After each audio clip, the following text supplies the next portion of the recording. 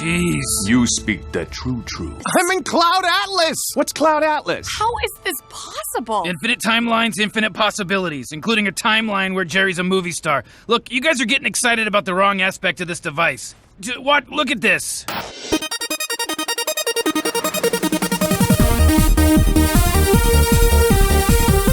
I'm walking here!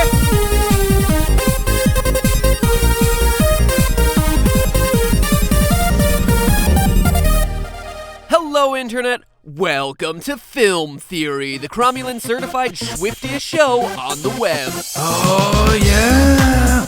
You gotta get swifty. But you know what's decidedly not swifty? That we still have months to wait before we can feast our eyes on season 3 of one of the best shows on TV right now, Rick and Morty. Man, if only I could get my hands on Rick's portal gun and travel to an alternate dimension where the episodes are already out. Actually, come to think of it, if I had a portal gun, I'd probably use it for other things. There were a lot of attractive women there, Morty, and they all wanted time with me. One of the reasons I love this show so much is how it's always dropping really smart, nerdy jokes about reality, science, and philosophy, but isn't above some good old-fashioned toilet humor. What? Rick, no, you can't! Too late, Morty, the hole's opening. No, Rick, you don't understand! There's a lot more where that came from, too. Ah, the classic fart joke. But it's the characters in Rick and Morty that are the best elements of this show. Jerry's soul-crushing mediocrity, Morty's endless sexual frustration, Summer's endless quest to be popular, and Beth's domestic alcoholism. Actually, that last one probably shouldn't be funny. But it is! Then, of course, there's Rick, the enigmatic interdimensional genius. The end of season 2 leaves us with a cliffhanger that promises some kind of revelation about Rick's past, and that is what we're theorizing about today. Without getting too specific, I'm gonna go ahead and warn you all now, do not watch any further if you haven't seen up through season 2 of Rick and Morty. Check obligatory spoiler alert off the to-do list, and let's go. The fan community for this show has been losing their minds about Rick getting jailed at the end of season 2's finale. How's he gonna get out? Is season 3 gonna start with an epic prison break, a la Prison Break style? But the biggest question of all is, what did Rick even do to get locked up in the first place? Not much is known about the circumstances surrounding his imprisonment. I mean, in the past, he's made some passing statements about having a lot of enemies. As you know, Morty, I've got a lot of enemies in the universe that consider my genius a threat. Galactic terrorists, a few subgalactic dictators, most of the entire intergalactic government. Wherever you find people with heads up their asses. And at Bird Person's wedding, he graces Beth with some casual wedding chatter. The road your father and I walk together is soaked deeply with the blood of both friends and enemies. Must be nice. Then, right before the vows are given, it turns out Summer's friend Tammy is an undercover narc for the Galactic Federation, and her wooing of Bird Person was all just an elaborate ruse to trap Rick and throw him into the big house. And that's it. That's all we know. We don't really know the specifics of why Rick is labeled as a terrorist. It's widely accepted that the show's creators are withholding the answers to these questions, waiting until the new episodes come out to reveal the specifics about Rick's mysterious past. But screw that, why wait for them? What if the answer to Rick's misdeeds are right in front of us already? Hang on to your head hats, because I'm about to show you what I got. Because honestly, I think I got it all figured out. First, here's a clip from the season 2 finale. What are you in for? Everything.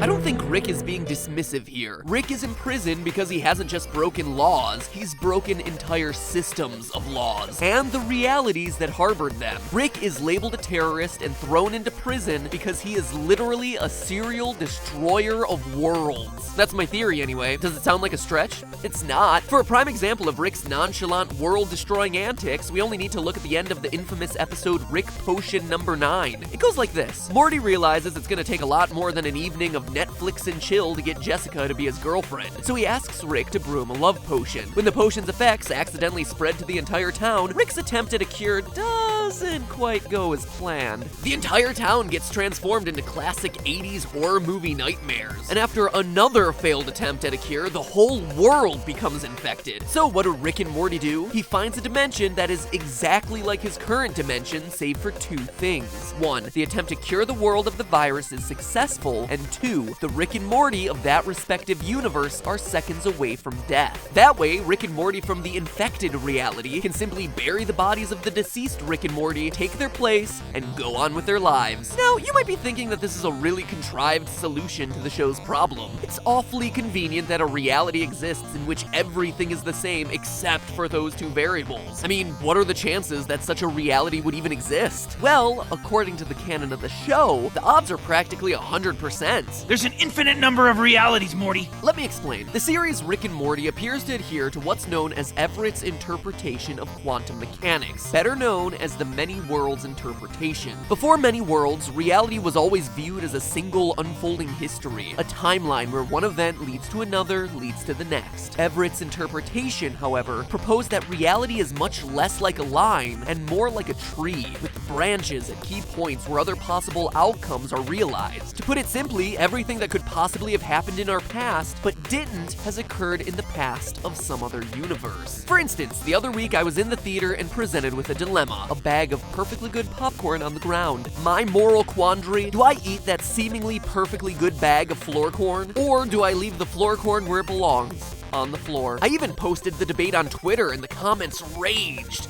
Despite my better judgment and the popular vote, I decided to give the floor corn a pass. But by the ManyWorlds interpretation, there's a universe where I ate that floor corn and suffered the consequences of that decision, whether it was reveling in artificial buttery goodness or getting the herb. Well, floor corn aside, the same is true for Rick and Morty. In the show, there's a universe where Rick decides to make the love potion for Morty, turning the world into chaos, and one where he doesn't, and life goes on as normal. So if virtually every reality exists, then Rick can dimension hop as much as he wants, leaving behind destroyed old realities and inhabiting new ones that conform to whatever condition he desires. And as you can imagine, Rick jumping from one universe branch to another whenever it suits him is messing with the order of those other worlds. For instance, if Rick and Morty are supposed to be dead in this new dimension they hop to in Rick Potion number 9, their arrival from the Cronenberg Universe is throwing a whole new set of variables into an otherwise closed system. And that's going to create problems to the order of this ManyWorlds system. Which begs the question, how many times has Rick done this? If we look back at the end of Rick Potion number 9, Rick seems oddly nonchalant about the whole burying his own dead body thing. While Morty has a mind-melting existential crisis,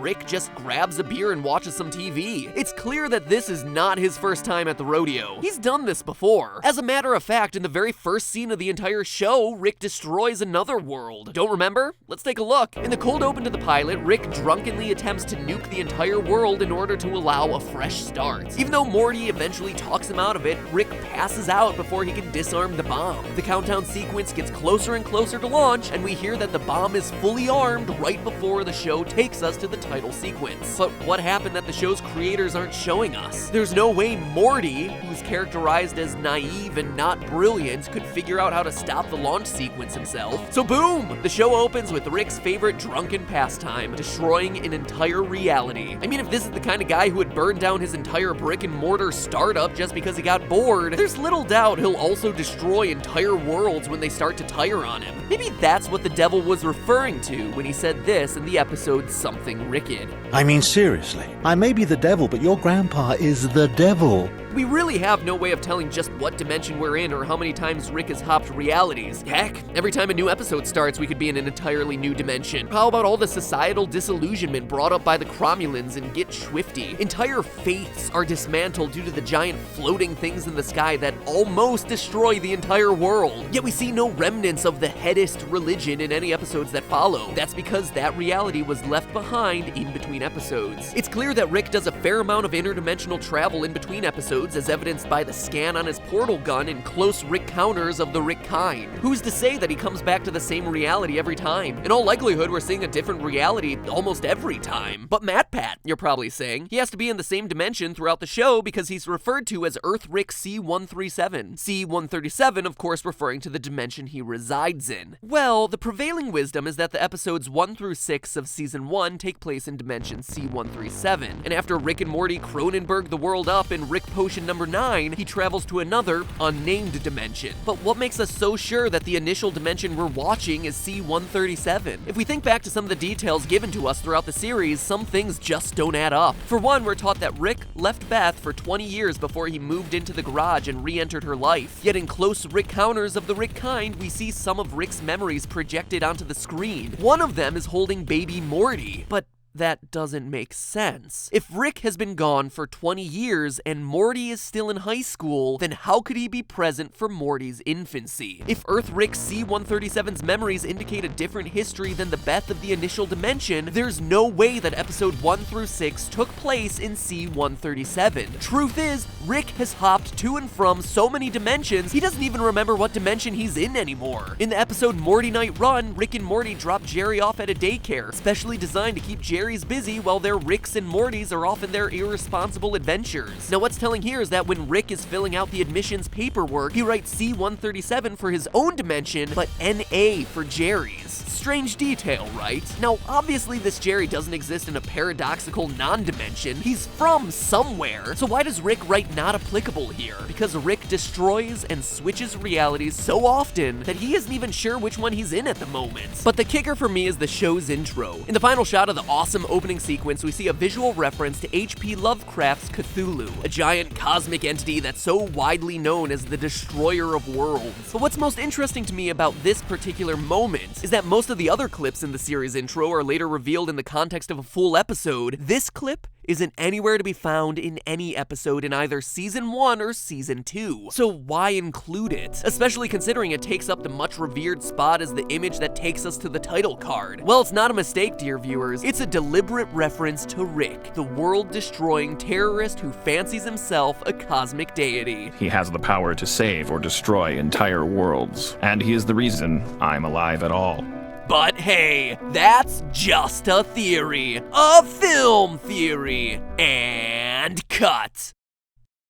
If you want more Swifty Rick and Morty action, click here to check out my friends at Wisecrack and their video on the philosophy of Rick and Morty. If you like this video, you'll love that one, covering everything from cosmic body horror to Jerry being the everyman. And finally, before you go, aim your portal gun right here to subscribe to the Film Theorists. Why would you do that? Well, duh, for more cool videos like this. You made it this deep into the video, so you must have really liked it. So why not keep the notifications coming? I mean, next episode is going to be all about a Marvel movie that I think everyone's really excited about. So if you want to subscribe to make sure that one winds up in your feed, it wouldn't be a bad idea. Just saying. Make the smart call. Subscribe.